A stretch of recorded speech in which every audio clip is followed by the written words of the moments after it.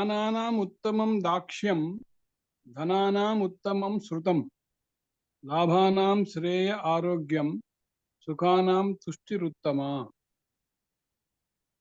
భౌతిక విషయాల కంటే నైపుణ్యం శ్రేష్టమైనది, సంపద కంటే జ్ఞానం గొప్పది, లాభాల కంటే ఆరోగ్యం శ్రేష్టమైనది, మరియు సంతృప్తి అనేది ఆనందానికి ఉత్తమమైన రూపం.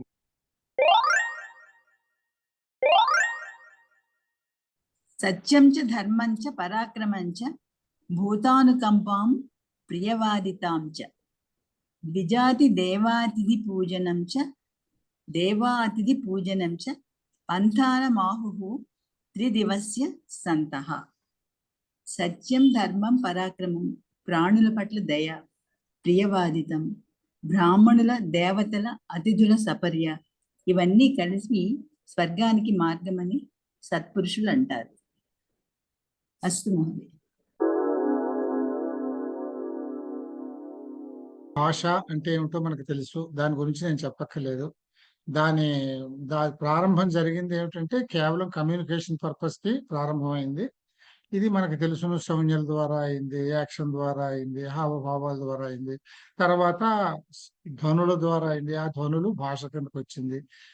అలా వచ్చినటువంటి భాష ఆ తర్వాత సమాజపరంగా ఎన్నో విధాలైన విషయాలకి బేసిస్ అయింది. ఈ భాష వల్లనే సంస్కృతి వచ్చింది, తర్వాత సివిలైజేషన్ అంటాం కదా, నాగరికత వచ్చింది. ఇవన్నీ కూడా భాష వల్లే వచ్చాయి. ఒక భాషని చూసి ఆ జాతి నాగరికతని, సంస్కృతిని చెప్పొచ్చు అని చెప్పి కూడా అంటారు. ఇది భాషా శాస్త్రం. ఈ ఉత్పత్తి ఎలా జరిగింది అంటే, భాష అనేది ముందు జెస్చర్స్, భావ ప్రకటన, తర్వాత అవయవాలతోటి ధ్వనులు చేయడం, అంటే చప్పట్లు కొట్టడం, ఇట్లా చూపించడం, ఇవన్నమాట. దీని తర్వాత ఏమో భాష అలా వచ్చింది అని చెప్పుకున్నాము. భాష అది ఒక అంటే రెండు అంశాల స్ట్రక్చర్ అన్నమాట. అది పదము, వాక్యము అంటాము. వర్ణము అనేది, అక్షరము అనేది బేసిక్. అక్షరానికి అర్థం అనేది ఉండదు. అక్షరాలతో రూపొందిన పదాలకి అర్థం వస్తుంది కనుక బేసిక్ గా పదాన్ని తీసుకుంటాము. కొన్ని పదాలతో వాక్యం అవుతుంది. ఈ వాక్యాలే భాష అవుతుంది, అంతకంటే ఏం లేదు. తర్వాత ఉత్పాదకం. ఇది డెవలప్మెంట్ ఎలా జరుగుతుంది అంటే, అవసరాన్ని బట్టి సమాజంలో వేరువేరుగా కొత్త కొత్త మాటలు డెవలప్ అవుతూ భాష ఎన్లార్జ్ అవుతూ ఉంటుంది, వొకాబులరీ పెరుగుతుంది. భాష ప్రయోజనాలు ఏమిటి అనేది మనం ప్రత్యేకించి చదవక్కర్లేదు, మీకు అందరికీ తెలిసిందే. భావాలను తెలియజేసుకోవడము చెప్పాను, ఇప్పుడు సుమారుగా చెప్పుకున్నవన్నీ వస్తాయి. తర్వాత ఈ భాష అనేది అసలు ఎలా ఉత్పత్తి అయింది అనేటటువంటిది చాలా ఇంపార్టెంట్. భాష అనేది ముందు ఎలా ఉత్పత్తి అయింది అనేటందుకు రెండు సిద్ధాంతాలండి. ప్రాచీన సిద్ధాంతాలను ఒకటి, ఆధునిక సిద్ధాంతాలను ఒకటి చెప్తాము. మీకు ఈ భాషోత్పత్తి సిద్ధాంతాలు అనేది ఇది ఒకటి ముఖ్యమే. షార్ట్ నోట్స్ ఇచ్చే అవకాశం ఉంటుంది. ఉన్నప్పుడు మీరు ప్రాచీన సిద్ధాంతాలు, ఆధునిక సిద్ధాంతాలు అని రెండు రకాల సిద్ధాంతాలు ఉన్నాయి. ఈ ప్రాచీన సిద్ధాంతాలు రెండండి.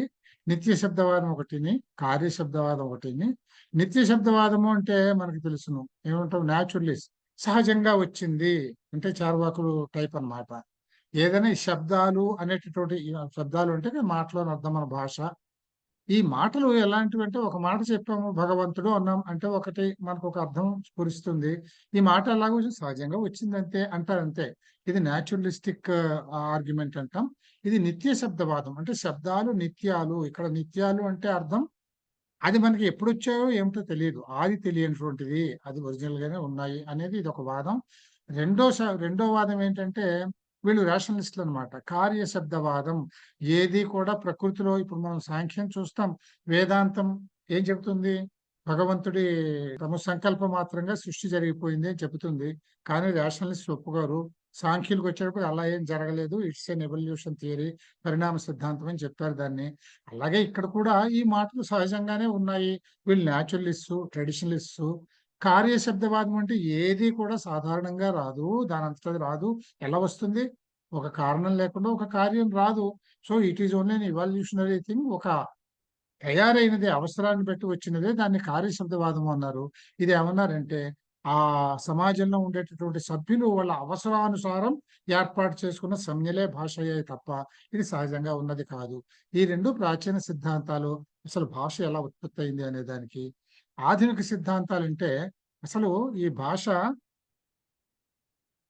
ఏ విధంగా మా తయారై ఉండొచ్చు అని ఊహలు. సిద్ధాంతము అంటే ఒక ప్రపోజల్ అంతే.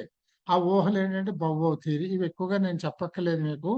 ఈ bow wow theory, pooh pooh theory, ding dong theory, ఏహో థియరీ ఇవన్నీ కూడా ఏమిటంటే ఒక్కొక్కటిని బౌవౌ థియరీ అని అంటే దీన్ని ఏమంటామంటే జంతువుల ధ్వనులను బట్టి పేర్లు వచ్చాయి.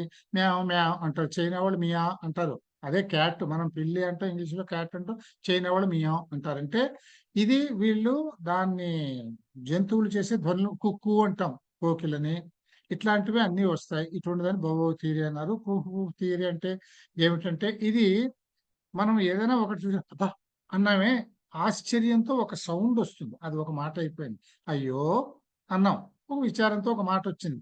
కనుక ఇట్లా మన సైకాలజీ మీద ఆధారపడి రిఫ్లెక్టివ్ సౌండ్స్ ఏవైతే వస్తాయో అవి భాష కింద ఏర్పాటు అయిపోయేవే శబ్దాలు అయిపోయాయి భాషలోని. పూ థియరీ చెప్పింది. తర్వాత ఏమో డింగ్ డాంగ్ థియరీ అని అంటాం. ఇది కూడా అంతే. అట్లా మనం చూసినప్పుడు చేసే ధ్వనుల్ని బట్టి ఆ ఒక రిథమాటిక్ గా వచ్చేటటువంటి డింగ్ డాంగ్ థియరీ అన్నారు. ఏ హెహో థియరీ అంటే ఒక శ్రమజీవులు కష్టపడేటప్పుడు రకరకాల ధ్వనులు చేస్తారు, మనం చూస్తాం. పడవలు లాగేవాళ్ళు ఒక ధ్వని చేస్తారు, చెట్లు కొట్టేవాళ్ళు ఒక ధ్వని చేస్తారు, పొలం కోసేవాళ్ళు, ఊడ్పులు చేసేవాళ్ళు అన్ని రకరకాల ధ్వనులు చేస్తారు. వీటితో భాష వచ్చింది అని చెప్తాము.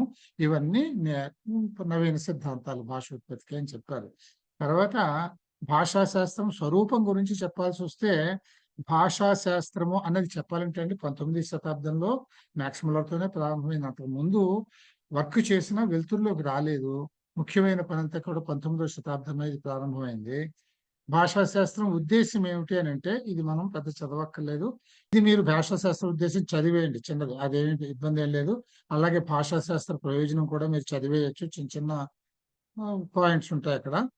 తర్వాత భాషా శాస్త్ర ఉత్పత్తి వికాసాలు. ఈ ఉత్పత్తి అంటే వికాసం అంటే ఇదేం పరీక్షలో వచ్చే ప్రశ్న కాదు, కానీ కొంచెం తెలిస్తే బాగుంటుంది.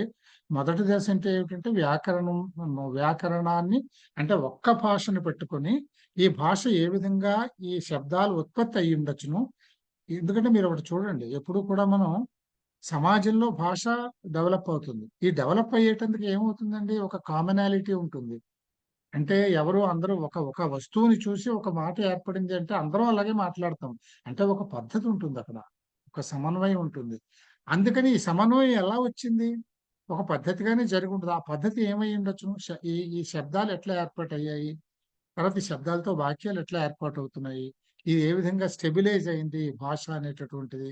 స్టెబిలైజ్ అయితేనే దానికి లిపి వస్తుంది. స్టెబిలైజ్ కానీ భాషలకి లిపి రాదు, గోండు భాష ఉంటుంది, దానికి లిపి ఉండదు. తుళువుకి మన్మొన్నటి దాకా లేదు లిపి, ఇప్పుడు వచ్చిందన్నారు. సో ఇలాంటివి ఇవన్నీ చదివేదాన్ని వ్యాకరణము అని అంటాము. కనుక మొదటి దశలో వ్యాకరణం చూశారు. రెండో దశలోకి వెళ్ళేటప్పటికి ఏం చేశారంటే కంపారిటివ్ స్టడీ చేశారు. అంటే కొన్ని కొన్ని భాషల్ని, అంటే ఇన్ని భాషలు ఉన్నాయి కదా, ఇన్ని భాషలు ఎలా వచ్చాయి, ఇన్ని భాషలు ఎక్కడికక్కడ వచ్చాయా అంటే, మొట్టమొదటి సిద్ధాంతం ఎలా ఉండేదంటే, జాతికి ఒక భాష ఉండేది. అనేక జాతులు, మంగోలియన్ జాతి, ఆఫ్రికన్ జాతి, భారత జాతి, ఇరానియన్ జాతి, అమెరికన్ జాతి, ఇన్ని జాతులు, ఒక్కొక్క జాతికి ఒక్కొక్క భాష ఉత్పత్తి అయిపోయింది అనేసి మొట్టమొదటి ఉద్దేశం అది. తర్వాత ఏంటంటే, ఈ జాతులన్నీ విడివిడిగా ఎక్కడ జాతులు అక్కడ పుట్టలేదు. ఇక్కడ మళ్ళీ అధ్యాత్మంలోకి వెళ్తాం. భగవంతుడు ఒక్కడే మూల కారణము, ఆయన నుంచే మనం అందరం వచ్చాం. అంచేత మన సృష్టి అనేది ఒక్కడితోనే ప్రారంభమైంది, అది డెవలప్ అవుతూ వచ్చింది. ఈ జనాభా పెరిగే కొద్దీ అవసరాన్ని బట్టి బ్రతుకు జీవుడు అనుకుంటూ అందరూ అటు ఇటు వెళ్ళిపోవడానికి మనకి వేరువేరుగా జాతులు ఏర్పాటైపోయాయి. ప్రాంతాన్ని బట్టి జాతులు ఏర్పాటైపోయాయి. జాతులు ఏర్పాటైపోయినప్పుడు ఏమవుతుందన్నమాట, ఒకటే జాతి అంటే ఒకటే భాష లేదు.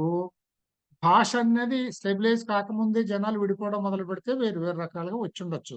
కానీ మానవ జాతి ఒకటే, భాష ఒకటే. అంచేత ఈ జాతికి సంబంధించింది ఒకటే అనుకుంటే, మరి విడివిడిగా ఇన్ని భాషలు ఉన్నాయి కదా, ఒకటే అంటే ఎలా కుదురుతుంది? తెలుగు వేరు, ఇంగ్లీష్ వేరు, జర్మన్ వేరు, ఫ్రెంచ్ వేరును. మరి ఇవన్నీ ఏమిటి అని అంటే, ఇవన్నింటికీ కూడా ఒక మూల భాష ఉండి ఉండొచ్చును. ఈ పాపులేషన్ డ్రిఫ్టింగ్ తో పాటుగా వేరు వేరు స్లాంగ్స్, వాటికి రకరకాల పేర్లు ఉన్నాయి. వేరు వేరు స్లాంగ్స్ వచ్చి అవన్నీ మార్పులు చెందిపోయి వేరే భాషల్లా కనిపిస్తున్నాయి. కానీ వీటి జాగ్రత్తగా కంపారిటివ్ స్టడీ చేసి చూస్తే వీటన్నింటికీ ఒక మూల భాష ఉంది, అందులో నుంచి ఇవన్నీ పుట్టాయి అనే విషయాన్ని మనం సులభంగా గ్రహించవచ్చు అనేది రెండో దశలో వీళ్ళు తెలుసుకున్నారు. మూడో దశలో ఏమిటంటే, ఇది ఒక చిన్న పాయింట్ ఈయన చెప్పాడు. ఆ ఏం చెప్పాడంటే ఈ ఫెర్డినాండ్ డి సన్షూర్ అనే ఆయన ఏం చెప్పారు అని అంటే, ఈ ఈ థియరీ అంతా చదివే కంటే మీరు అంటే లిపి ఉన్న భాషలు అని ప్రత్యేకించి చదవకుండా, లిపి లేకపోయినా వాడుకలో ఎక్కువగా ఉన్న భాషల్ని చదవడం వల్ల మనకి ఉపయోగం వస్తుంది. ఎందుకంటే వాడుకలో ఉండే భాషల్ని జీవ భాషలో అంటాము. వాడుకలో లేకపోయినా గొప్ప స్ట్రక్చర్ ఉండే వాటిని డెడ్ లాంగ్వేజెస్ మృత భాషలు అని అంటాము. మృత భాషలు చదివిన వల్ల ఉపయోగం ఏంటంటే మూడో దశలో ఓన్లీ లైవ్లీ లాంగ్వేజెస్ ని మాత్రం స్టడీ చేయడం బెటర్ అని అనుకున్నారు. 3 దశలుగా ఈ రకంగా భాషా శాస్త్రం ఉత్పత్తి చెందింది. భాషకి సంబంధించిన అధ్యయనం ఉత్పత్తి చెందింది అని అర్థం. తర్వాత భాషా శాస్త్రంలో భాగాలు ఏముంటాయి అని అంటే, వర్ణ నిర్మాణ శాస్త్రం, ఫోనాలజీ అంటే భాషలో ఏముంటాయండి? వర్ణాలు అంటే అక్షరాలు బేసిక్. దీన్ని ఫోనీమ్స్ అని అంటాం దీన్ని. ఫోనీమ్స్ అంటే వర్ణాలు. ఆ వర్ణాల గురించిన శాస్త్రం. ఇది వర్ణాలు ఎలా ఏర్పాటయ్యాయి, అవి ఏ విధంగా ఇంటరాక్ట్ అవుతాయి, అవి ఏ విధంగా పదంగా తయారవుతాయి అనేదంతా చూడడం. ఇది ఆ వర్ణాలను గురించి చేసేటటువంటి అధ్యయనం ఫోనాలజీ, వర్ణ నిర్మాణం. తర్వాత వర్ణ నిర్మాణం అని ఎందుకన్నారంటే, మనకు వర్ణ పట్టికలో కూడా వర్ణమాలలో ఒక నిర్మాణం ఉంటుంది. ఏ విధంగా అచ్చులు, హల్లులు ఇవన్నీ మనం చేసుకున్నాం కదా! ఒక పద్ధతిగానే నిర్మాణం చేశారు దాన్ని. తర్వాత ఇందులో కూడా ఒక విషయం ఉంది. చెప్తుంటే ఇంక లేట్ అయిపోతుంది కానీ, వర్ణాల నిర్మాణం చేశారు. ఓకే, వదిలేద్దాం అక్కడికి. తర్వాత పద నిర్మాణ శాస్త్రం రెండో భాగం. అంటే ఈ వర్ణాలతోటే పదాలు ఏర్పడతాయి. పదాలతోనే మనకు అసలు ఒక భావము, ఒక అర్థము అనేది ఏర్పాటయ్యి ఈ శబ్దార్థాలతోటి భాష అనేది ప్రారంభమైంది. అంచేత ఈ పదాలని మార్ఫీమ్స్ అంటారు. ఇవి ఫోనీమ్స్, ఇది మార్ఫీమ్స్. పదము అంటే మార్ఫీమ్.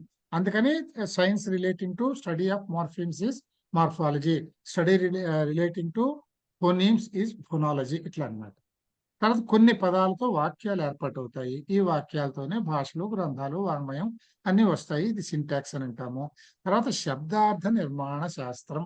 ఇది చాలా ముఖ్యమైనటువంటి విభాగం. శబ్దాలు, అర్థాలు. ఒక శబ్దం చెప్పగానే ఏదో రాదుగా శబ్దం. ఒక అర్థాన్ని అంటే ఒక భావాన్ని కమ్యూనికేట్ చేయడానికి శబ్దం వస్తుంది కనుక, ఒక శబ్దం ఉంటే అర్థం వాగర్థాలు ఉంది కదా మనకి.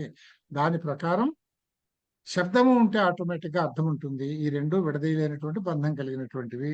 అంచేత ఈ శబ్దాలు, అర్థాలు ఏ విధంగా ఏర్పాటయ్యాయి, ఇవి మార్పులు చెందుతాయా? ఒకసారి ఒక శబ్దానికి ఒక అర్థం ఉంటే అలాగే ఉండిపోతుందా? మార్పులు చెందుతాయా? దీనికి ఏదైనా ఒక నిర్మాణ కార్యక్రమం ఉందా అని చదివేటటువంటిది సెమాంటిక్స్ అని అంటాం మనం దీన్ని. ఈ నాలుగు రకాలుగా చదివితే భాషాధ్యయనం పూర్తవుతుంది. ఇంకా భాషాధ్యయన పద్ధతుల్లో 2 రకాలు ఉన్నాయి. భిన్నకాలిక చారిత్రక పద్ధతులు, ఏకకాలిక భాషా అధ్యయన పద్ధతులు అని. ఇది మనకు తెలుస్తోంది. భిన్నకాలిక చారిత్రక పద్ధతులు అంటే బిఫోర్ క్రిస్ట్ ఏముంది, పాణిని టైంలో ఏముంది, 5 BCలో ఏముంది, 3వ సెంచరీలో ఏముంది, అలా సెంచరీని బట్టి ఒక టైంని ఫిక్స్ చేసుకుని ఆ టైంలో భాషను గురించి అధ్యయనం చేయడం. ఏకకాలిక భాషాధ్యయన పద్ధతి అని అంటే ఏమిటంటే, ఒక టైంలో వేరు ప్రక్రియలు, వేరు భాషల్ని స్టడీ చేయటం అనేటటువంటిది ఈ పద్ధతి. ఇంతవరకు పెద్ద పరీక్షల్లో కేవలం మీకు భాషోత్పత్తి సిద్ధాంతాలు అన్నది ఒక షార్ట్ నోట్స్ లో తప్ప మిగతాదంతా తెలియడానికి సరిపోతుంది. ఇప్పుడు భాషల విభజన పద్ధతిలో ఉన్నాయి. ఇది చాలా ముఖ్యమైన క్వశ్చన్. మీకు తప్పకుండా ఇది పరీక్షలో వస్తుంది. Essay question. ఇది మీరు రాసేయచ్చు. ఇది వినండి జాగ్రత్తగాను. దీని ఒక సులభమైన సిస్టమ్ నేను మీకు చెప్తాను. అసలు ఏదైనా విభజన, ఇప్పుడు మన మనుషుల్నే విభజించాలనుకోండి, ఎలా విభజిస్తామండి? 2 రకాలు ఉంటాయి. ఒకటి పోలికలు. వాళ్ళిద్దరూ అచ్చు ఒకలాగే ఉన్నారా అని అంటాము, అదొక పద్ధతి. రెండోది ఏమిటండి? గుణాలు ఒకలా ఉండటం. ఇద్దరు గుణాలు, ఒకడు వీడు ఎట్లా అయితే వీడికి ఏం ఇంట్రెస్ట్ ఉన్నాయో, వీడికి ఏ టేస్ట్లు ఉన్నాయో, వీడికి ఏ అంతో ఇంతో చెడ్డ బుద్ధులు ఉంటాయో, ఇవే గుణాలు మరొకటికి ఉన్నాయనుకుంటా. అబ్బా, ఇద్దరు అచ్చుగుద్దినట్టు ఒకే బుద్ధులు అని అంటాం కదండి. ఇంతే ఈ 2 భాష కూడా ఇంతే. ఒకటేమిటంటే దాన్ని నిర్మాణానుసారి వర్గీకరణ పద్ధతి అని అంటాం మనం. అంటే ఇక్కడ దీన్ని మార్ఫలాజికల్ నిర్మాణానుసారి వర్గీకరణ, నిర్మాణాన్ని బట్టి అని అంటే ఏమిటి? ఇక్కడ భాషలని కంపారిటివ్ స్టడీ చేసి తులనాత్మక అధ్యయనం చేసినప్పుడు ఈ భాషల్లో పదాలు ఏర్పాటయ్యే విధానము, వాక్యాలు ఏర్పాటయ్యే విధానం ఎలా ఉన్నాయని వివిధ భాషల్ని పోల్చి చూసుకున్నప్పుడు ఇవన్నీ ఒక్కలాగా ఉన్నాయి అని అనుకుంటే ఇవన్నీ ఒక కుటుంబానికి చెందినవి. ఇప్పుడు ఇటువంటి పోలికలు ఒకలా ఉంటే అది ఒక కుటుంబము అని అంటాం. అందుకని ఇలాగా ఈ శబ్దాలు కానీ, వాక్యాలు కానీ ఇవన్నీ తయారయ్యే పద్ధతులు, నిర్మించబడే పద్ధతులు ఒకలాగా ఉంటే ఇవన్నీ ఒక కుటుంబ సభ్యులా అని అనిపిస్తాయి. దీన్ని మనం నిర్మాణానుసార వర్గీకరణ పద్ధతి అని అంటాము. రెండోది ఏమిటంటే, ఒకసారి ఇక్కడే చెప్పేస్తాను మీకు. జన్మాత్మక భాషా కుటుంబ వర్గీకరణ పద్ధతి అంటే ఇది పోలికల్ని బట్టి చెప్పేది. ఈ మొదటి నిర్మాణానుసార అంటే గుణాలు అనమాట. జన్మాత్మకం అంటే పోలికల్ని బట్టి చెప్పేది. అంటే భాషల్ని పోల్చి చూసి ఇది ఒకలాగే ఉంది అని అనిపిస్తే పోలికల్లో దాన్ని జన్మాత్మక భాషా కుటుంబ వర్గీకరణ పద్ధతి అంటాము. ఈ రెండు ఏ విధంగా ఉంటాయి అని డీటెయిల్స్ మనం ఇప్పుడు చూద్దాము. ముందు నిర్మాణానుసార వర్గీకరణ పద్ధతిని చూస్తాము. ఇక్కడ నేను మీకు ఏం చేస్తానంటే రన్నింగ్ మ్యాటర్ సరదాగా చెప్తూ వెళ్ళిపోతాను. తర్వాత ఒక పట్టిక చూపిస్తాను. అక్కడ మీకు ఇది అర్థమైపోతుంది. ఇది అర్థం అవ్వాలి. ఇది ఎగ్జామినేషన్ లో రాబోతున్న ఎస్ఏ క్వశ్చన్. నిర్మాణానుసార వర్గీకరణ పద్ధతి ఏమిటంటే, ఇది మనం చెప్పుకున్నాము. కొన్ని భాషల్ని కంపారిటివ్ స్టడీ చేసినప్పుడు వాటి నిర్మాణ పద్ధతులు, వాక్యం అనివ్వండి, పదాలు అనివ్వండి, ఒకలాగే ఉంటే అవన్నీ ఒక కుటుంబ సభ్యులా, ఒక భాషా కుటుంబ సభ్యులా అని అనుకోవడం, అది నిర్మాణానుసార వర్గీకరణ పద్ధతి అని చెప్పాం మనము. తర్వాత ఎప్పుడు కూడా మనం పాణిని మొట్టమొదలు గ్రామర్ అనేది, వ్యాకరణం అనేది ఒకటి చెప్పాలంటే ఆద్యుడు పాణినియే. అది సంస్కృత భాషకే చెప్పారు ఆయన. చెప్పినప్పుడు ఆయన ఏం చేశారంటే, ఇది ఒక సృష్టి కార్యక్రమం లాగే చేసి, శబ్దం కూడా ఒక సృష్టి, ఒక జీవ సృష్టి లాంటిది. అది జరగడం ఎలా జరుగుతుంది అంటే, స్త్రీ పురుషుల సమాగమం. అంటే ప్రకృతి ప్రత్యయాలు, ప్రకృతి అంటే స్త్రీ, ప్రత్యయం అంటే పురుషుడు అని ఈ విధంగా ఆయన అష్టాధ్యాయులు ఆయన చెప్పాడు అన్నమాట. దీన్ని బట్టి ఇంకా ఇవన్నీ అక్కర్లేదనుకోండి. ఇప్పుడు ఇందులో ఈ రకంగా ఉండే దాంట్లో భాషలో మనం ఏం చెప్పాము అని అంటే, ఇప్పుడు ప్రకృతి ప్రత్యయము అని చెప్పాం కదండి. ఈ భాషలు ఈ రకంగా నిర్మాణం అయ్యేటటువంటి, అంటే ఒకే రకమైన నిర్మాణం, అంటే వాక్య నిర్మాణ పద్ధతులు సమానంగా ఉంటే పదాలు ఎలా ఏర్పడతాయి అంటే మనం చెప్పుకున్నాం. అంటే ధాతువు ప్రత్యయం కలయిక వల్ల ఏర్పడుతుంది అని చెప్పుకున్నాం. అలాగే వాక్య నిర్మాణం ఎలా ఏర్పడుతుంది. ఈ పోలికల్ని ఎన్ని రకాలుగా చెప్పారు అని అంటే, ఒకటి ప్రత్యయరహిత భాషలు, లేక ఈ పేర్లన్నీ ఉన్నాయి విభజనాత్మక భాషలు. పార్థక్యము అంటే ఒకటి మిస్ అవ్వడం అన్నమాట. పార్థక్యం, వేరుతనము. ఏకాచిక భాషలు, మోనోసిలబిక్ లాంగ్వేజెస్, ఒక్క సిలబల్తోనే ఉంటాయి మాటలనేవి. ఈ ప్రత్యయరహిత భాషలు అనేది ఒకటి. అంటే ఈ భాషల్లో ఏమైందంటే, ఇది ప్రిమిటివ్ సిస్టమ్ ఆఫ్ వర్డ్స్ అన్నమాట. అంటే వాళ్ళు ధాతువులు అనేవి ఏమున్నాయి, ఒక ధాతువులే ఉన్నాయి అక్కడ. ధాతువులు తప్ప ధాతువు ప్రత్యయము కలిసి శబ్దం ఏర్పాటవ్వడము అనేటటువంటి జ్ఞానం ఇంకా ఇప్పటికి తయారవ్వలేదు. ధాతువుల్నే భాషగా వాడేసేవారు. ధాతువుల్ని భాషగా వాడేటప్పుడు ఏమవుతుందండి, ఫుల్ స్టాప్ ఎక్కడ పెడతారు మీరు? ధాతువు అనేదే పదం కాదు, అది సుప్తింగంతం పదం. అంటే అది సుబంతమో తింగంతమో అయితేనే పదం అవుతుంది, లేకపోతే పదం కాదు. పదాలు కానప్పుడు భాషార్హత లేదు. ఇది ఎప్పుడు తెలిసింది మనకి? పదాలు ఏర్పాటు అవుతున్నాయి అన్నది పాణిని చెప్పాక తెలిసింది మనకి. అంత తెలియక ముందు భాష ఉంది. అప్పుడు ఓన్లీ ధాతువులతోనే మాట్లాడేవారు. ఆ భాషలో ధాతువులతో మాట్లాడితే ఏమవుతుందండి, పదాలు లేనప్పుడు అసలు ఎండింగ్ అనేది ఉండదు. చుక్క, ఫుల్ స్టాప్ ఎక్కడ, కామా ఎక్కడ ఏం ఉండదు. అటువంటి ఇబ్బందులు చాలా పడ్డారు ఆ భాషతోటి అని దాని మీద అంతా ఆర్గ్యుమెంట్ ఉంది. అందుకని ఓన్లీ ధాతువులు. మరి అటువంటప్పుడు కొన్ని పేర్లు సూచించబడాలి, కొన్ని క్రియలు సూచించబడాలి, కొన్ని అన్ని సూచించబడాలి కదా. మన పర్పసెస్ అన్ని అందులో ఇండికేట్ కాబడాలిగా. ధాతువులే కొన్ని ఏమో నామవాచకాలుగా ఉండేవి, ధాతువులే కొన్ని క్రియలుగా ఉండేవి. ఇటువంటివి కొన్ని భాషలు ఉండేవి మొదట్లో. వీటిని ప్రత్యయరహిత భాషలో, ఇక్కడ ప్రత్యయం అనేది తెలియదు అనమాట. ఓన్లీ ధాతువులే ఉన్నాయి. దీనికి ఉదాహరణ చైనీస్ భాష, అన్నవీస్ భాష. మొదటిది ప్రత్యయరహిత భాషలు. రెండో వెరైటీ సంయోజక పద భాషలు అని అంటాం. సంయోగము అంటే అర్థం ఏంటండి, రెండు కలిపినదే. ఇది ఎటువంటిది అనమాట, ప్రత్యయరహిత భాష నుంచి డెవలప్మెంట్.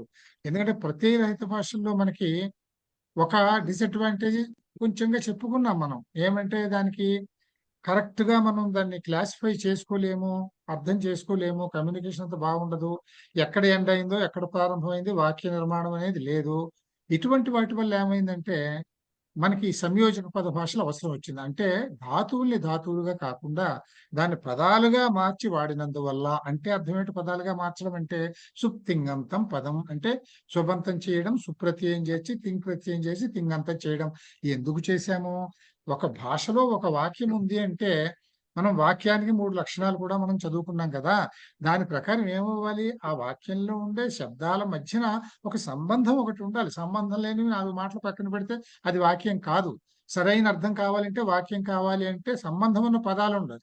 ఈ సంబంధాన్ని ఏర్పాటు చేసేవే ప్రత్యయాలు అన్నాం మనం. అది సుబంతాలు చేస్తే నామవాచకాల కింద వస్తాయి. అదే తింగంతం చేస్తే క్రియల్ని సూచిస్తాయి కనుక మనకి 2 భాగాలు ఉంటాయి, నామవాచకం, క్రియారూపం. సరే, నామవాచకంలో భాషా భాగాల క్లాసిఫికేషన్ వేరు. మెయిన్ గా ఉండేవి 2 కర్తలు, రెండోది క్రియలు. ఈ 2 కనిపిస్తాయి మనకి. అందుకని వీటి కోసం ఇవి వచ్చాయన్నమాట. ప్రత్యయాలు, ప్రకృతి కలిపి శబ్దాలు చేయడం అనేది. ఈ విధంగా సంయోజక పద భాషలో అనేది it's a developed status over the ప్రత్యయరహిత భాషలు, మోనోసిలబిక్ లాంగ్వేజెస్ కంటే. ఇది అందుకని అగ్లునేటివ్ ఆర్ అఫెక్సింగ్ లాంగ్వేజెస్ అన్నాం. అంటే 2 కలిసేవి, ప్రకృతి ప్రత్యయాల కలయిక. ఇది సంయోజక పద భాషలో అని అన్నాము. ఈ సంయోజక పద భాషల్లో అంటే ఇప్పుడు ప్రకృతి ప్రత్యయం కలుస్తుంది అన్నాము. ఈ కలయిక ఎన్ని విధాలుగా జరుగుతుంది అని అంటే, ఒకటి బహుపదాశ్రిత సంయోజక పద భాషలు. అంటే ఇక్కడ ఏం చేశారు, చాలా పదాల్లో ఉండేటటువంటి కొంత భాగాల్ని తీసుకుని వాటి మధ్యలో ధాతువుల్ని చేరుస్తూ అది ఒక వాక్యంలా కనపడేలాగా తయారు చేశారు. అంటే ఇవి చాలా పదాల్ని కలిపి తయారు చేసింది. కేవలం ఒక ధాతువు, ఒక ప్రత్యయం అనుకోవడానికి కాదు ఇది. కొన్ని పదాలు తీసుకోవడమే. వాచక పదాలు, నామవాచక పదాలు లాంటివి, లేదు క్రియావాచక పదాలు తీసుకొని దాంట్లో కొంత భాగాన్ని గ్రహించి ఇటువంటి భాగాల్ని కలిపి మధ్యలో ధాతువుల్ని చేర్చి వాక్యాలు తయారయ్యేవి. ఇది ఏమిటి అనేది మీరు పెద్దగా బాధపడకండి. ఇవి మనకు తెలియక్కర్లేదు. అవన్నీ మనం చదవలేము, చదవక్కర్లేదు. ఇది మాత్రం తెలియాలి. అంటే చాలా పదాలలోని భాగాలను తీసుకొని వాటిల్లో క్రియని సూచించేటటువంటి ధాతువుల్ని మధ్యలో చేర్చి వాక్యంలా తయారయ్యి మాట్లాడే భాషల్ని బహుపదాశ్రిత సంయోజక పద భాషలో అని అన్నాము. ఉదాహరణ రాశాము. మీరు ఉదాహరణ రాస్తే ఇవన్నీ ఏం రాయక్కర్లేదు. ఇక్కడ వచ్చినా మనకు అండర్స్టాండ్ చేసుకోవడానికి రాశాను. ఉదాహరణ మీరు గ్రీన్లాండిష్ భాష అని రాయండి, సరిపోతుంది అంతే. ఇది నేటివ్ అమెరికన్ ఇండియన్ లాంగ్వేజెస్ లో ఉంది. ఎగ్జాంపుల్ గ్రీన్లాండిష్ అని రాస్తే చాలు. ఇదంతా ఏం రాయక్కర్లేదు, పరీక్షలో రాయాల్సి వస్తే. ఓకే. తర్వాత రెండోది సర్వనామ సంయోజక పద భాషలు. ఇక్కడ నామవాచకాల్లో భాగాలు తీసుకున్నాం అన్నాము, ఇక్కడ సర్వనామాల్లో భాగాలు తీసుకున్నారు అన్నమాట. అంతే, అంతకంటే తేడా ఏం లేదు. అక్కడలాగే ఇక్కడ కూడా కొన్ని భాగాలు తీసుకొని ఆ భాగాల మధ్యన ధాతువులు పెట్టి వాక్యాల కింద తయారు చేసి మాట్లాడే భాషలు. ఇవి కూడా కొన్ని భాషలు ఉన్నాయి. ఇది బాస్క్యూ. అది ఒక బాస్క్యూ అనేది ఒక group of languages, Indo European అన్నట్లు అనమాట. ఆ బాస్క్యూ లాంగ్వేజెస్ లోకి ఈ సర్వనామ సంయోజక పద భాషలు టైప్ అనమాట. ఇవన్నీ కూడా ప్రిమిటివ్ లోకి వస్తాయండి, లేటెస్ట్ లోకి రావు. కానీ మాట్లాడే వాళ్ళు ఎప్పటికీ ఉన్నారు, లేకపోలేదు. తర్వాత ఇంకొకటి ఏమిటి, పూర్వ ప్రత్యయ సంయోజక పద భాషలు. ఇప్పుడు ప్రకృతి ప్రత్యయం అంటే ప్రకృతి ప్రత్యయం, ధాతువు ప్రత్యయం కలుస్తున్నాయి. కలిసేటప్పుడు ఒక ఆర్డర్ ఆఫ్ కంబైనింగ్ ఏమిటి, ప్రత్యయం ముందు ఉంటుందా వెనక ఉంటుందా అనేది. ధాతువు కంటే ముందు ప్రత్యయం ఉంటే అలా ఉంటూ తయారయ్యే శబ్దాలు ఉండే భాషల్ని పూర్వ ప్రత్యయ సంయోజక పద భాషలు. సంయోగం అయ్యేవి సంయోజక భాషలు అంటే, సంయోగం అయ్యేవి ధాతువు ప్రత్యయం. వీటి ఆర్డర్ ఏమిటి అంటే, ప్రత్యయం ముందుండి తర్వాత ఇది క్రియారూపం ఉంటే, అంటే ధాతువు ఉంటే పూర్వ ప్రత్యయ సంయోజక భాషలు అంటాము. ఇవి ఎటువంటివి, ఈ బంటు అనేది కూడా ఇది కూడా ఒక కుటుంబం, అది ఒక ఫ్యామిలీ ఆఫ్ లాంగ్వేజెస్. ఈ బంటు కుటుంబంలో ఇటువంటి భాషలు ఉన్నాయి. ఇంకొక వెరైటీ ఏమిటి అని అంటే ఉత్తర ప్రత్యయ సంయోజక పద భాషలు. ఇక్కడ ఏమిటి, ముందు ధాతు ఉంటుంది, తర్వాత ప్రత్యయం ఉంటుంది. మనకు తెలుసు, మన అటువంటి భాషలు మనం అనేవే కదా. మనకి ప్రత్యయం తర్వాత వస్తుంది, ధాతువుకు ముందు ప్రత్యయాలు ఉండవు మనకి. మనం ఉత్తర ప్రత్యయ సంయోజక పద భాషల్లోకి వస్తాయి. ఇందులో మళ్ళీ రకాలు ఉన్నాయి. సో ఇందులో ఒకదాని తర్వాత ఒకటి చొప్పున ప్రత్యయాలని ధాతువుకి చివర చేర్చి వాక్య నిర్మాణం చేసే భాష. దీనికి ఉదాహరణగా ద్రవిడ భాషలు అన్నీ ఉన్నాయి ఇందులో. అంటే అదొకటి రాసేస్తే సరిపోతుంది. టర్కిష్, హంగేరియన్, మనకి ఇవన్నీ తెలుసు. ఇవన్నీ మనకి చివరికి భారతీయ భాషా కుటుంబంలోకి వచ్చేవి. ఇవన్నీ కూడా ఉత్తర ప్రత్యయ, అంటే ప్రత్యయం వెనకాల ఉండేవి. ముందు ధాతువు తర్వాత ప్రత్యయము ఉండి అగ్లామరేషన్ జరిగి అది సంయోజక భాష జరిగేది. ఇది అనమాట. తర్వాత ఈ జరగడంలో ఈ సంయోజక పద భాషల్లో మళ్ళీ 2 రకాలు చెప్పారు. ఏమిటంటే, ఒకటి సంశ్లేషణాత్మక భాషలు. అంటే ఇక్కడ ఏం చెప్తున్నాం మనము, విడివిడిగా ధాతువు ప్రత్యయం కలిసినప్పుడు కొంచెం ఐడెంటిటీ ఉంటుంది రెండింటికి విడివిడిగా కనపడుతూ ఉన్నట్టు అంటే కలిసినట్లు. మనం ఇది నిరుక్తంలో కూడా మనం చదువుకున్నాం. కొన్ని కనపడుతూ ఉంటాయి అవి. అంటే డైరెక్ట్ గా కనపడేవి అని మనం చదువుకున్నాం కదా. అది కొన్ని ఏమో కొంచెం క్లిష్టంగా ఉంటాయి. ఈ రెండు విడివిడిగా కనపడవు, తెలియవు మనకి. అది అంటే అవి ఏది ప్రకృతి అంటే ఏది ధాతువు ఏది ప్రత్యయము అని తెలియనంతగా కలిసిపోయే వాటిని సంలీన భాషలు. సంలీనము అంటే ఎమల్గమేషన్, టోటల్ ఎమల్గమేషన్. అదే సంశ్లేషణాత్మకము, కలిసిపోయేవి, పూర్తిగా కలిసిపోయేవి. ఇలాంటి భాషల్లో ఏమిటంటే ధాతువు ప్రత్యయం కలిసిపోయి అది ఏమిటో తెలియని విధంగా ఉంటుంది. మనకి పనిగట్టుకుని ఆ వ్యాకరణం తెలిసిన వాళ్ళు విడదీసి చెప్తే తప్ప ఇది ఇందులో ఉన్న ధాతువు ఇది, ప్రత్యయం ఇది అని మనకి తెలియదు. వీటిని అందుకని సంలీన భాషలు అని చెప్పేసి అన్నారు. ఇది మళ్ళీ రెండు రకాలు. ఒకటి స్థితిశీల సంశ్లేషణాత్మకం, ఇంకోటి గతిశీల సంశ్లేషణాత్మకం. వీటి అర్థాలు సింపుల్ గానే తెలుసుకుందాం మనం. స్థితిశీలము, స్థితిశీలక శక్తి మనం చదువుకున్నాం, పొటెన్షియల్ ఎనర్జీ. గతిశీల శక్తి, గతిశక్తి, కైనెటిక్ ఎనర్జీ. అంటే స్థితి అంటే పొజిషన్ ని బట్టి వచ్చేది, స్థానబలం అన్నమాట. అది అది డైనమిక్ గా ఉండదు, స్టాటిక్ గానే ఉంటుంది. దాని పొజిషన్ ని బట్టి దానికి వచ్చే శక్తిని పొటెన్షియల్ ఎనర్జీ అంటాం. మూమెంట్ వల్ల, గమనం వల్ల వచ్చే శక్తిని మనం కైనెటిక్ ఎనర్జీ అంటాం. అదే విధంగా ఇక్కడ కూడా ఉన్నది ఉన్నట్టుగా ఉంటే స్థితిశీల సంశ్లేషణాత్మకము అని అంటాము. ఇక్కడ గతిశీల సంశ్లేషణాత్మకము అని అంటే ఇక్కడ మార్పులు జరుగుతాయి. ఎక్కడ మార్పులు జరుగుతాయి అంటే మనం చదువుకునేదంతా కూడా ధాతువు ప్రత్యయము కలిపినవి సంశ్లేషణాత్మకం భాష కనుక, సంశ్లేషణాత్మక భాష కనుక, మూలం ధాతువు కనుక, భూమి ధాతువే ఎప్పుడు కూడా సృష్టికి మూలం ధాతువు కనుక మార్పులు అనేవి ధాతువులు వస్తాయి. ఈ ధాతువులో మార్పు రాకుండా సంశ్లేషణాత్మకమైతే స్థితిశీలము, ధాతువులో కొన్ని మార్పులు జరుగుతూ మనకి అక్కడ సంశ్లేషణాత్మకమైతే అది గతిశీలము. ఇక్కడ చూడండి, భాషలో ప్రకృతి అయిన ధాతువు ఎటువంటి మార్పు చెందదు. మళ్ళీ అదే, అంతేగాని ప్రత్యయాలు ధాతువుకు ముందొచ్చే భాషలు ఉంటాయి, వెనకొచ్చే భాషలు ఉంటాయి, ఏవైనా ఉండొచ్చును. దీని ప్రకారం తయారయ్యేటటువంటిది స్థితిశీల సంశ్లేషణాత్మకం. ప్రకృతిక అంటే సంశ్లేషణాత్మకం with the characteristic of potentiality, అంటే స్టాటిక్ నేచర్, ఏవి మార్పులు చెందకుండా ధాతువులు. రెండోది గతిశీల సంశ్లేషణాత్మక భాషలు. గతిశీలం అంటే ఇందులో ఏమిటంటే ఇక్కడ ముందు మనం ఎప్పుడు కూడా ప్రత్యయం ముందు వస్తే దాన్నే ఉపసర్గ అంటాము, ప్రత్యయం తర్వాత వస్తే ప్రత్యయము అని అంటాము. ఇంతే కదా, ఉపసర్గ ప్రత్యయము అని అంటాము. సరే, భాషను బట్టి మార్పులు కొంచెం మీ పేర్లు మారచ్చు అనుకోండి. అయితే ఇక్కడ గతిశీలం అంటే మార్పు ఎలా జరుగుతుంది అంటే ధాతువులు సాధారణంగా మీకు తెలుసును, ధాతువు హల్ రూపంలోనే ఉంటుంది. అందులో ఏకాల్ ధాతువులు ఉంటాయి, అనేకాల్ ధాతువులు అంటే ఒక్క హల్లు ఉండే ధాతువులు ఉంటాయి, అనేక హల్లులు ఉండే ధాతువులు ఉంటాయి. ఇది ఏదైనా కానీ హల్ రూపంలో ధాతువు ఉంటుంది కనుక హల్లుకి మధ్యలో ఒక అచ్చుని చేర్చేసి అసలు ధాతు రూపాన్నే మనం మార్చేస్తాము. అందుకనే దీన్ని గతిశీల సంశ్లేషణము అన్నారు.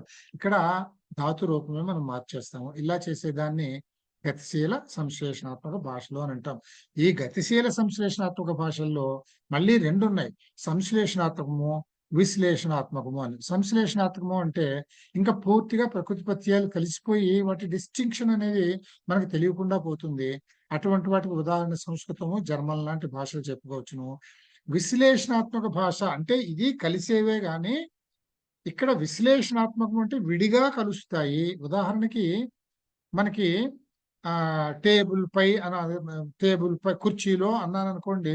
కుర్చీలో అన్నప్పుడు మనం ఇక్కడ ఒక విభక్తి ప్రత్యయం పెట్టేసాం, కుర్చీలో ఒక మాట అయిపోయింది. అంటే ఇక్కడ కలిసినటువంటిది ప్రత్యయ రూపంలో సంబంధాన్ని తెలియజేస్తూ ఎమాల్గమేషన్ జరిగింది. ఇది సంశ్లేషణాత్మకం. ఇదే మీరు ఇంగ్లీష్ భాషకి వెళ్ళారనుకోండి, అక్కడ మీకు విభక్తి ప్రత్యయాలనే విభక్తులు ప్రత్యయాలని మనం చెప్పం. విభక్తి ప్రత్యయాల ప్లేస్ లో ప్రపోజిషన్స్ వస్తాయి. ఇదే కుర్చీలోని ఇంది చైర్ అంటాం మనం, అదే మనం ఆసనే అంటాం. అలాగే అక్కడ అల్లా అన్నాం, ఇంది చైర్ కుర్చీలో.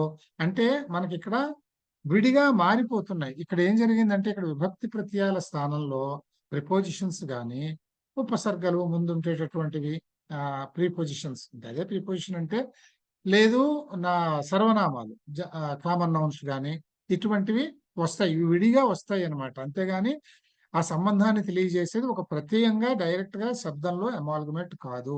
ఇటువంటి వాటిని సంశ్లేషణాత్మక భాషల్లో, అంటే ఇక్కడ మనం చెప్పుకున్న ఈ సంశ్లేషణాత్మక భాషల్లో ఒక విశ్లేషణాత్మకం, అంటే కలవడమే జరుగుతుంది కానీ ఒక్కటిగా కలవకుండా వేరు వేరు రూపాల్లో కలుస్తాయి అని ఇక్కడ మనం చెప్పుకున్నాం.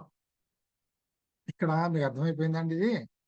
ఇది ఈ మొత్తం ఇదంతా కూడా నిర్మాణాత్మక వర్గీకరణం అన్నమాట. అంటే మనం దాని qualities of development, formation, construction of the language ఎలా ఉంది అనే దాంట్లో ఉండే గుణాలని పోల్చి చూసి చెప్పేటటువంటిది మొట్టమొదటి నిర్మాణానుసార చూసాము. ఇది మీకు ఇప్పుడు ఒక ఐడియా ఇచ్చాను కనుక ట్యాబ్లర్ చూస్తే తెలిసిపోతుంది.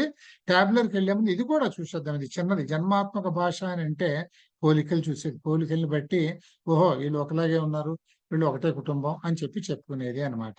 వేరు వేరు భాషల ఆవిర్భావం, అభివృద్ధుల మధ్య ఉన్న సంబంధాల అధ్యయనం, అంటే భాష ఎలా పుట్టింది, ఇది ఏ విధంగా డెవలప్ అయి స్టెబిలైజ్ అయింది అనేవి కంపారిటివ్ గా స్టడీ చేసినందువల్ల, ఇక్కడ సిద్ధాంతాలు స్టడీ చేయట్లే, పద నిర్మాణాలు అవి స్టడీ చేయ, పద నిర్మాణము వాక్య నిర్మాణాలు బట్టి స్టడీ చేస్తే అది పై పద్ధతి. ఇది అది కాదు, పోలికలు కేవలం ఏ విధంగా ఆవిర్భవించింది, ఏ విధంగా అభివృద్ధి చెందింది, ఏ విధంగా స్థిరపడింది అనేటటువంటి అధ్యయనాన్ని చేసినందువల్ల వాటిని గుర్తించి ఇవన్నీ ఒకలాగే ఉన్నాయి కనుక ఇదంతా ఒక భాషా కుటుంబం అని చెప్తామన్నమాట. ఇది జన్మాత్మక భాషా కుటుంబ వర్గీకరణ పద్ధతి. అంటే ఇక్కడ పోలికలు ఏమేం పోలికలు చూస్తామండి, వేటిల్లో మనం ఈ పోలికలను గమనించగలము అని అంటే, ఒకటి ధ్వని సామ్యాలు అని అంటాం. ధ్వని సామ్యాలు అని అంటే, ధ్వని అంటే ఇక్కడ వర్ణం అండి, ఒక అక్షరం. ధ్వని అంటే అక్షరం.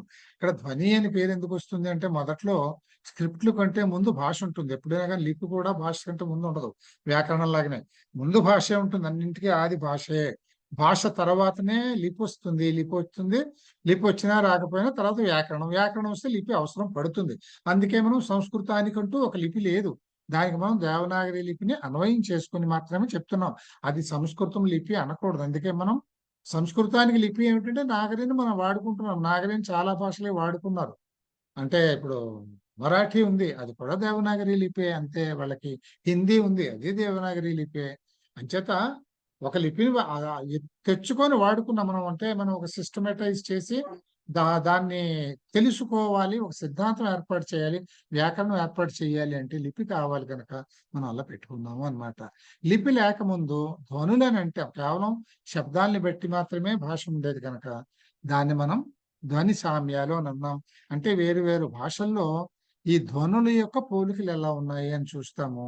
దీన్ని ఫోనోలాజికల్ కరస్పాండెన్స్, ఫోనీమ్స్ అంటే వర్ణాల్లో పోలికలు ఎలా ఉన్నాయి వేరు వేరు భాషల్లో.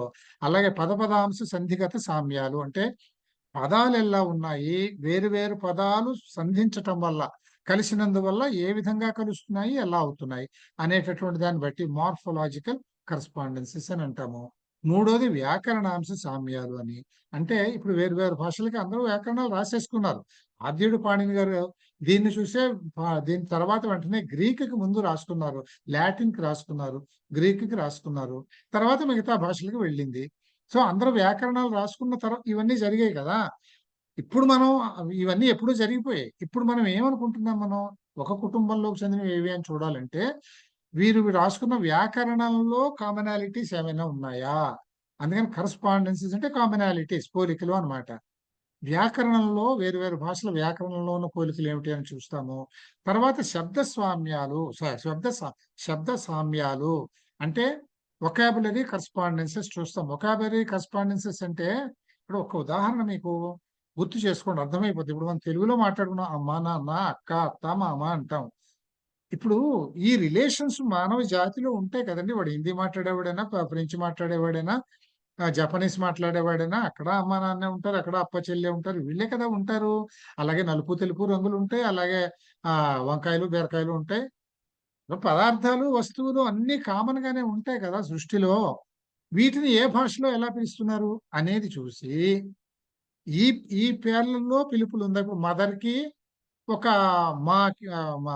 మాతృ మదర్, ఏ విధంగా ఇందులో పోలిక కనిపిస్తోంది. అది ఏమిటి అనేది మనం తర్వాత చూద్దాం.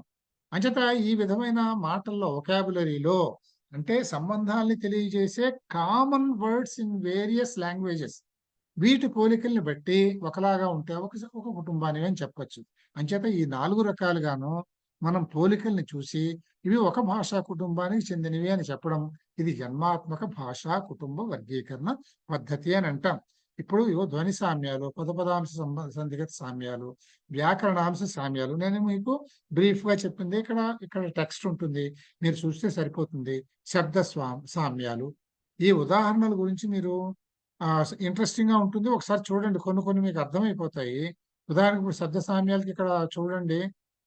సాంస్క్రిట్ లో అహం అన్నాం, నేను అనేది మనకు తెలిసినది. అవెస్తాలో అజం అన్నారు దీన్ని. ఇది గ్రీక్ లో ఇగో అన్నారు, గాథిక్ లో ఇక్ అన్నారు.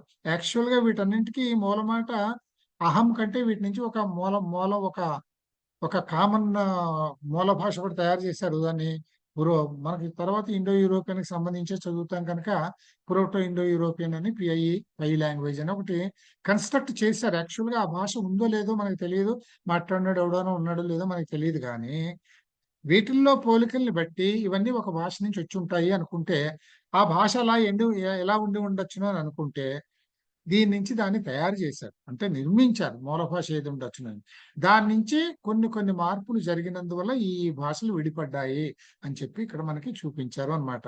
అలాగే ఇది ఎలా మార్పులు చెందాయి అనేది కూడా మనం చదువుతాం, దానికి సిద్ధాంతాలు ఉన్నాయి, మనం చదువుతాం.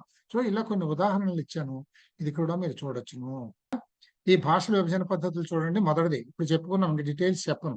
నిర్మాణానుసారము జన్మాత్మక భాషా కుటుంబం అంటే ఇది పోలికలు, ఇది గుణాలు, క్యారెక్టరిస్టిక్స్. ఇందులో ఏం చెప్పుకున్నాం మనం? నిర్మాణానుసార వర్గీకరణ పద్ధతి వచ్చినప్పుడు నిర్మాణము అనేది ప్రకృతి ప్రత్యయాల కలయిక వల్ల ఏర్పాటు అవుతుంది అని అనుకోక ముందు, అనుకున్న తర్వాత రెండు భాషలు చేస్తే రెండు భాగాలు చేస్తే ఈ నిర్మాణ పద్ధతి ప్రకృతి ప్రత్యయ ఏర్పాటు పద్ధతి తెలియనప్పుడు దాని ముందుండేవి వాటిని ప్రత్యయరహిత భాషలో ఉన్నాము. దీని గురించి చెప్పుకునేది ఏం లేదు, ఇందులో ప్రత్యయాలు లేవు, కేవలం ధాతువులతోనే దీన్ని భాషను నడిపించేవారు అని చెప్తే సరిపోతుంది. ఈ రెండోది ఏమొచ్చింది? ప్రత్యయాలు వచ్చిన తర్వాత ఏమైందంటే ఇక్కడ సంయోజక పద భాషలో, సంశ్లేషణాత్మక పద భాషలో ఉన్నాం. సంయోజక పద భాషలో అని అంటే ఏమిటంటే ఈ ప్రకృతి ప్రత్యయాలు కలిసి మనకి పదాలు ఏర్పడితే కొన్ని పదాలు ఏర్పాటు అయినందువల్ల ఈ భాషలు పదాలు వాక్యాలు అయినందువల్ల ఈ భాషలు ఏర్పాటు అవుతున్నాయి. అంటే ఇక్కడ సంయోజనము అంటే, సంయోగము అని అంటే ప్రకృతి ప్రత్యయాల కలయిక. ఇక్కడ సంశ్లేషణాత్మకము అంటే ఇవి ఇన్ఫ్లెక్స్ అయిపోవడం అన్నమాట, అంటే ఎమాల్గమేట్ అయిపోవడం, తేడా ప్రకృతి ప్రత్యయాలకి భేదం తెలియనట్టుగా కలిసిపోవడం. ఈ రెండు కూడా ప్రకృతి ప్రత్యయాలు ఉన్నవే, ఇక్కడ కొంచెం వేరుగా వికరణాత్మకం అంటే వేరుగా కనపడేవి ప్రకృతి ప్రత్యయాలు, ఇక్కడ వేరుగా కనపడకుండా కలిసిపోయి ఉండేవి అని చేశారు. ఈ సంయోజక పద భాషలు మళ్ళీ 4 రకాలని చెప్పాము. అవి ఎటువంటివి? బహుపదాశ్రిత అంటే చాలా శబ్దాల్లో నుంచి, అంటే చాలా వాచిక శబ్దాల్లో నుంచి మనం భాగాలు తీసుకుని మధ్యలో దానికి క్రియకి సంబంధించిన ధాతు రూపాలు చేర్చి దాన్ని వాక్యాలుగా ఏర్పాటయ్యి వచ్చే భాష. తర్వాత సర్వనామ సంయోజక పదాలు, ఇక్కడేమో నామవాచకం అయితే ఇక్కడ సర్వనామము. తర్వాత పూర్వ ప్రత్యయ సంయోజక పదము అంటే ప్రత్యయం ముందు ధాతువు తర్వాత ఉండే భాషలు. తర్వాత ఉత్తర ప్రత్యయ సంయోజక భాషలు అంటే ధాతువు ముందు ప్రత్యయాల తర్వాత ఉండేటటువంటి భాషలు. ఇది సంయోజక పద భాషలు. ఈ సంశ్లేషణాత్మకంలో మళ్ళీ స్థితిశీల, గతిశీల. స్థితి, గతి విత్ రెఫరెన్స్ టు ధాతువు. ఈ ధాతువుల్లో తేడాలు వచ్చేవి, డైనామికల్లీ అన్వేరియింగ్. ఇక్కడ ధాతువుల్లో స్థితిశీలం అంటే తేడా రానిది, ఇది తేడా వచ్చేది. ఇందులో మళ్ళీ తేడా స్థితిశీలము అంటే ధాతు రూపాల్లో తేడా లాని వాటిలో మళ్ళీ ఒక సంశ్లేషణాత్మకము, విశ్లేషణాత్మకము. దీన్ని మనం చూసుకున్నాము. విశ్లేషణాత్మకం అంటే ఇక్కడ ప్రత్యయాలు అనేవి లేకుండా ఇక్కడ అవే ఉపసర్గలు, ప్రపోజిషన్స్ కింద మారిపోతాయి అన్నమాట. ఇక్కడ ఇందులో ఇది అమాల్గమేట్ అయిపోయి ఉంటాయి. ఇంతేనండి స్ట్రక్చర్ ఇది. దీంతో మనకి ఈ నిర్మాణానుసార వర్గీకరణ పద్ధతి అయిపోయింది. తర్వాత జన్మాత్మక భాషా కుటుంబ వర్గీకరణ పద్ధతి పెద్ద పట్టిగా అక్కర్లేదు.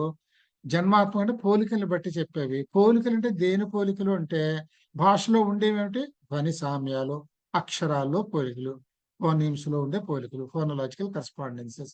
అలాగే పదాల్లో మార్ఫిమ్స్, అందులో ఉండే పోలికలు. ఇంకోటి వ్యాకరణాంశ సామ్యాలు, గ్రామాటికల్ డివైసెస్ అంటే గ్రామర్ కన్స్ట్రక్షన్ లో ఉండేటటువంటి పోలికలు. ఇంకోటి వొకాబులరీలో ఉండే పోలికలు. దీంతో ఇక్కడికి ఈ క్వశ్చన్ అయిపోయింది. ఓకే, ఇప్పుడు భాషల విభజన పద్ధతులు చూద్దాం. అంటే పై విధానంగా విడదీసిన భాషల్లో ఎలా ఏర్పాటు చేశారు, కుటుంబాన్ని ఎలా ఏర్పాటు చేశారు అనేది మనం చూస్తున్నాము. భాషల విభజన పద్ధతులు పైన చూసేసాము. ఇప్పుడు కుటుంబ ఏర్పాటు ఎలా జరిగింది అని చూస్తున్నాము. ఇందులో మన కుటుంబం మనం తీసుకుందాం. ముందు మొత్తం శాస్త్రం అంతా చదవలేం కదా, అన్నింటికీ ఉన్నాయి శాస్త్రాలు, కానీ మన కుటుంబం మనం తీసుకుందాం. మనది ఏ కుటుంబం అని అంటే భారూపీయ, అంటే భారత యూరోపీయ, ఈ రెండు కలిపి సంధి చేశారు. యూరో అనేది లోపించిన సంధి, యూరో లోప సంధి, అంచేత భారూపీయం అయింది. ఇది ఐరోపియం, భార, ఈ రెండు కలిపి. సో భారూపీయ భాషా కుటుంబం, Indo European family of languages. దీన్ని ఈ ఇండో యూరోపియన్ లాంగ్వేజెస్ లో మళ్ళీ రెండు విభాగాల కింద చూశారు వాటిని. అంటే పోలికలు ఉన్నాయి.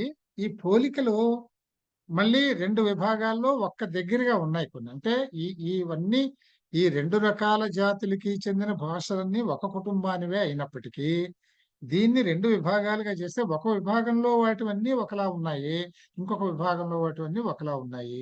వీటికి పేరేం పెట్టారంటే శతం భాషలు, కెంతుం భాషలు అని పెట్టారు.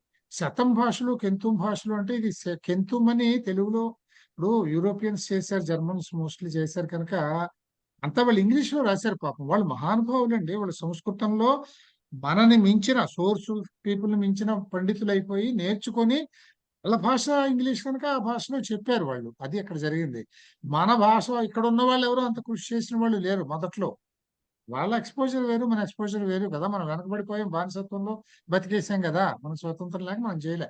ఓకే, ఇంతకీ ఈ శత అంటే 100 ఉంది కదండి, 100 అనే దానికి మనం శత అని అంటాం ఒరిజినల్ గా సాంస్క్రిట్ లో. Mostly Sanskrit is a replica of the పై లాంగ్వేజ్. పై అంటే మూల భాష. ఈ కుటుంబానికి అన్నింటికి తల్లి భాష అనేది ఒకటి ఉంది అనుకుంటే దానికి అతి దగ్గరగా ఉండేది సంస్కృతం. ఇందులో 100కి శత అనే శబ్దం వచ్చింది. ఈ గ్రూప్ ఆఫ్ లాంగ్వేజెస్ లో 100కి సెంట్ అని అంటాం మనం. ఆ సెంటే ఇది, సెంటుమ్ అన్నమాట. ఇది తెలుగులో సిఎన్టీఎం కెంతుమ్ అని రాస్తాం, ఇంకా అంతే, ఎందుకంటే ఏం లేదు. అది కొంచెం అర్థం చేసుకుంటే సరదాగా ఉంటుంది మనకి తెలిసేటందుకు. అంచేత ఇది శతం భాషలు, కెంతుం భాషలు అని అన్నారు వీటిని. ఈ రెండు రకాలుగా ఉన్నాయి. ఇవి ఇందులో ఒక 5 కాదు 6 కూడా వచ్చింది. 6, ఈ 4, ఈ 10 భాషలు కలిపి ఇండో యూరోపియన్ ఫ్యామిలీ అన్నారు. ఇవి ఏమిటో రేపు మనం చూద్దామండి. ఈ భాషలు ఏమిటి అని పేర్లు గుర్తుపెట్టి ఇది అడుగుతారండి మీకు. భారతీయ భాషా కుటుంబం కూడా ఒక వెరీ ఇంపార్టెంట్ ఎస్ఐ క్వశ్చన్ మీకు వచ్చే అవకాశం ఉన్నది. ఇది కూడా వస్తుంది. అంచేత ఈ పేర్లు గుర్తుండాలి. ఈ పేర్లు గుర్తుండాలని ఒక నమోనిక్ పెట్టుకోవాలి. దానికి నేను ఒక పద్ధతి ఎలాగో నేను ఒకటి పెట్టాను మీకు. ఉదాహరణకి ఇక్కడ ఈ 4 భాషలు ఏంటి అంటే బట్టి పట్టలేం కదండి. బాబా అని గుర్తు పెట్టుకోండి. బాబా అనే మాట మనకు గుర్తుంటుంది కదా. ఈ పేర్లు అయితే మనకు తెలుసును, ఇవైతే తెలుస్తాయి. కానీ అవి గుర్తు రావడానికి బాబా అని గుర్తు పెట్టుకోండి. బి అంటే భారత, ఆ అంటే ఏ అంటే ఆర్మేనియన్, బి అంటే బాల్టోస్లావిక్, ఏ అంటే అల్బేనియన్. ఇది బాబా అని చెప్పా. దీనికి ఏమిటంటే దీనికి ఒక నెమోనిక్ పెట్టుకున్నాను నేను. ఎలా పెట్టుకున్నానంటే దీన్ని జిహెచ్ఐజే అంతే, జిహెచ్ఐజేకే, జిహెచ్ఐజేకే అని పెట్టి తర్వాత ఒక్కటి పక్కకి వెళ్ళి కాస్త ఇంకొక మాట ఒకటి పెట్టుకోవాలి. టీ అనేది ఒకటి పెట్టుకోవాలి. జిహెచ్ఐజేకే టీ. అది గుర్తు పెట్టుకుంటే జీ అంటే మనకు వరుసగా గుర్తొచ్చేస్తాయి. అది మనం రేపు మాట్లాడదామండి. ఇవాళకి ఇక్కడికి క్లోజ్ చేద్దాం మనం. సరేనండి.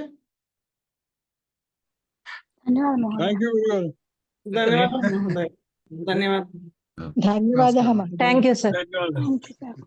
నమస్తే అండి. గుడ్ నైట్ అండి. రేపు కలుద్దాం.